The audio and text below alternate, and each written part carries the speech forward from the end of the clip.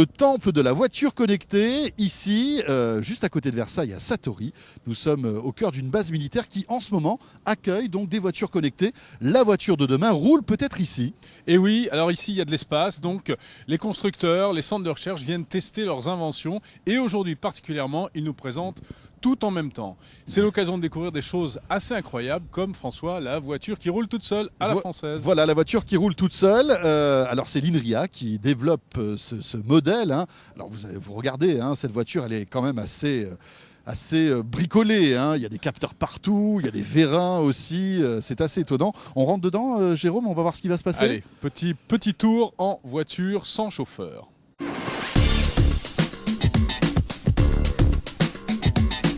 Alors voilà, nous sommes dans une voiture qui roule toute seule, une sorte de Google Car à la française. Ça, c'est un système qui a été mis au point par l'INRIA, l'Institut national de la recherche en informatique et en automatique, donc Institut français de recherche.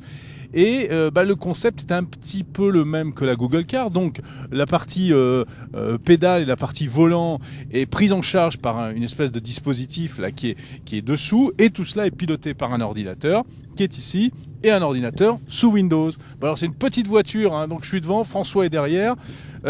François, tu te sens en sécurité ? Alors écoute, oui, je suis en sécurité parce que déjà la demoiselle qui est devant nous a l'air de s'y connaître, hein, donc ça va, tout va bien. Mais c'est quand même étonnant. Alors, on est dans une petite voiture, une C1, hein, et on voit que ça fonctionne. Malgré tout, on se pose la question de savoir si ça marcherait véritablement dans des environnements un petit peu plus hostiles, hein, de la route, c'est-à-dire par exemple le périphérique parisien, ou alors si on devait traverser un village ou une ville. Donc mais c'est étonnant, et il y a toujours ce côté un peu magique de regarder, de voir le volant qui tourne tout seul, la voiture qui accélère toute seule. Voilà, il nous tarde que ça arrive demain, parce que l'idée c'est que demain on puisse avoir ça aussi dans notre voiture. Alors je sais pas, peut-être dans 5 ans, dans 10 ans, mais ça arrivera sans doute un jour. La limite de vitesse est fixée à 50 km/h.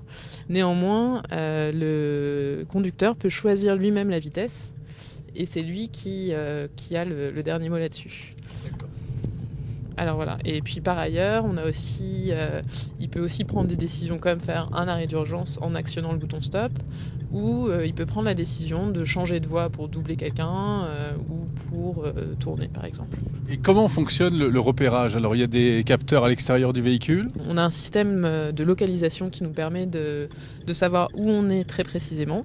Donc avec un GPS qu'on va fusionner avec les informations sur la vitesse ainsi que sur l'angle de braquage du véhicule. Donc ça nous permet d'avoir une précision centimétrique pour la localisation. Et on a également un système de détection de lignes de marquage grâce à la caméra qui est située juste ici. Après, à l'avant du véhicule et à l'arrière, on a des capteurs laser qui vont nous permettre de faire la détection des obstacles. Est-ce que c'est le même principe que la Google Car dont on a beaucoup parlé ? Alors, il y a des choses qui sont comparables. Néanmoins, ce qu'il faut savoir avec la Google Car, c'est qu'elle est équipée d'un capteur laser qui balaye sur 64 couches, qui permet de faire une cartographie 3D de l'environnement. Ce qui est très bien, mais néanmoins, c'est un capteur qui est très onéreux, puisqu'il coûte dans les 60 000 $. Bon, dans les virages, parfois, on sent que c'est un petit peu sec. Hein. On voit qu'on est encore dans un prototype, là. Hein. Oula. Bon ben voilà Jérôme, on peut le dire, nous avons fait un tour dans une voiture qui se conduit toute seule, et la première chose c'est qu'on est toujours vivant. Voilà, ça c'est plutôt vrai. positif. On l'a échappé belle. Bon, alors on le voit, c'est quand même encore un peu expérimental. Oui, bien hein. sûr, bien sûr. Ouais, bon, on va pas faire du French bashing, mais il y a peut-être encore un peu de travail là. Hein, Voilà, c'est vrai. Mais bon, écoute, ça a le mérite d'exister. Il y a encore, on va dire, un potentiel, hein, Oui, il y a un potentiel. de développement. Allez. Beaucoup de gens pensent que les voitures autonomes relèvent de la science-fiction. Mais la réalité est qu'aujourd'hui, nous testons des voitures automatisées dans des conditions réelles de trafic et sur des grands axes. Maintenant, nous sommes dans un véhicule prototype et nous conduisons à Gothenburg sur une route typique. Et je peux vous montrer comment activer le système. Une simple pression sur un bouton et la voiture prend le relais du volant, de l'accélérateur et du frein. Dans ce cas, il faut toujours superviser le système, car c'est un nouveau prototype. Mais notre intention est que le conducteur puisse finalement relâcher le volant sans qu'il ait à superviser quoi que ce soit, et qu'il puisse faire autre chose de son temps. La voiture utilise des radar, lidar et caméra pour surveiller son environnement. Les capteurs doivent être aussi robustes pour que le conducteur puisse faire confiance au véhicule. Une route numérique est aussi utilisée pour localiser la voiture. Nous faisons de l'analyse sur la sécurité routière et nous savons que 90% des accidents sont causés par une erreur humaine. Si on automatise la voiture, on peut soustraire le coût de beaucoup d'accidents et rendre le trafic plus sûr. Chez Volvo, nous avons l'intention qui est de tester 100 voitures autonomes avec des personnes lambda sur de vraies routes ici à Gothenburg. Dans ce court-métrage futuriste, on peut voir que la conductrice fait ce qu'elle veut de son trajet en voiture. Pour reprendre le contrôle du véhicule, elle ne fait qu'appuyer sur un bouton qui est sur le volant et tout revient dans l'ordre. Elle conduit à nouveau. Je suis intéressé, Elon, des implications légales d'avoir un autopilote dans la voiture. Que se passe-t-il, Elon, si la voiture se crache? Qui sera responsable quand la voiture est en mode autopilote? Bien, je pense qu'il est important de différencier la conduite autonome versus l'autopilot, ou conduite semi-automatisée.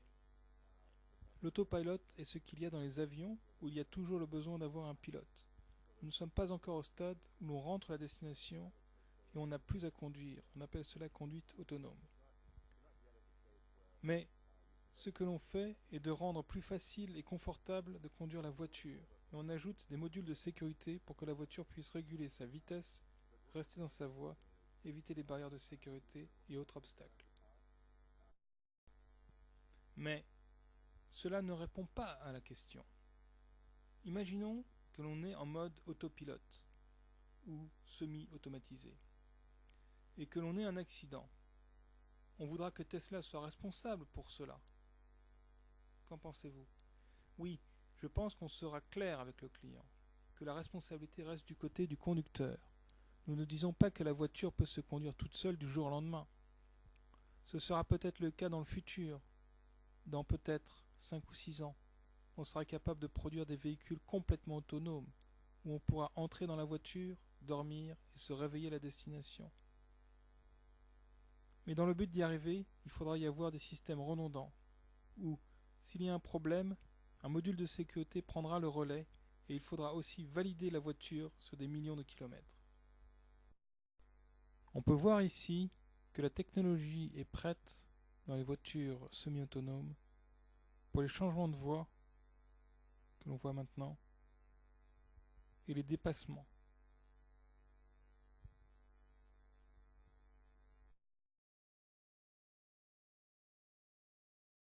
En 2008, la Volkswagen Passat a été capable de reconnaître un panneau stop et de freiner toute seule.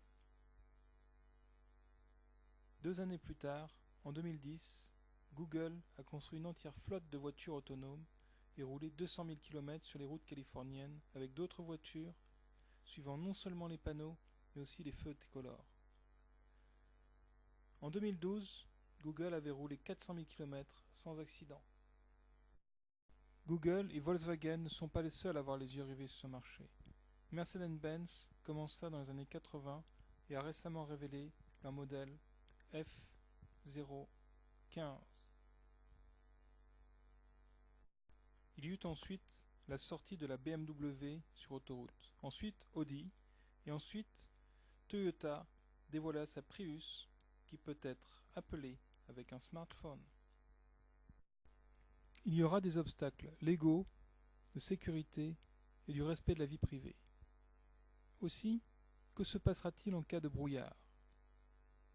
Malgré ces problèmes, les constructeurs pensent que ces voitures viendront un jour sur le marché. Google dit qu'il veut ces voitures sur le marché en 2017. Et Tesla pense que ces voitures seront commercialisées en 2019. En 2020, GM, Mercedes, Audi, Nissan, BM et Renault pensent commercialiser les voitures semi-autonomes. Jaguar pense intégrer le marché en 2024, et Ford en 2025. 1,2 million de personnes meurent dans des accidents de voiture chaque année. Aux US, 40% des accidents de voiture sont dus à l'alcool. Mais les ordinateurs ne deviennent pas ivres et ne sont pas distraits par leur smartphone. Alors, attendons-nous à ce que les accidents de voiture s'approchent de zéro quand les voitures autonomes rentreront sur le marché. Volvo a conçu un système complet de radars multiples, caméras, lasers et capteurs ultrasons qui surveillent les 360 degrés autour du véhicule. Un réseau d'ordinateurs traite les informations, un GPS évolue aussi, et une carte digitale 3D sur cloud est tout le temps mise à jour avec des changements en temps réel. En cas de panne, il y a une solution de secours, comme dans un avion. Cela inclut les composants vitaux comme les capteurs, ordinateurs, volants et freins.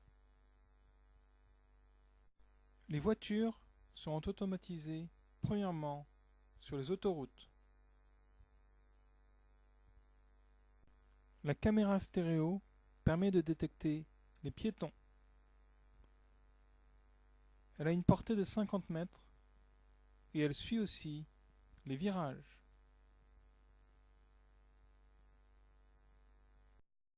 Les radars peuvent regarder plus loin. Cette voiture a 2 radars sur les côtés. Il y a aussi des radars à faible distance qui vérifient l'environnement immédiat, qui est utile au rond-point et aussi pour dépasser les cyclistes. Le véhicule est assisté par une carte digitale. Elle contient des informations comme le panneau de stop et les feux tricolores. Ces informations sont confirmées par les capteurs embarqués. En cas d'urgence, la voiture automatisée réagit plus rapidement que la plupart des hommes. Quand la conduite autonome n'est pas disponible dû à un mauvais temps ou à une panne, ou lorsque la destination a été atteinte, l'ordinateur embarqué demande au conducteur de reprendre le contrôle. Si le conducteur n'agit pas, la voiture s'arrêtera à un endroit sûr. En janvier 2015, Mercedes sortit son prototype autonome, la F015. Elle peut être appelée à distance avec un smartphone. Les sièges sont pivotants. La commercialisation de la F015 est prévue pour 2030. Je vous laisse maintenant admirer ce petit court-métrage.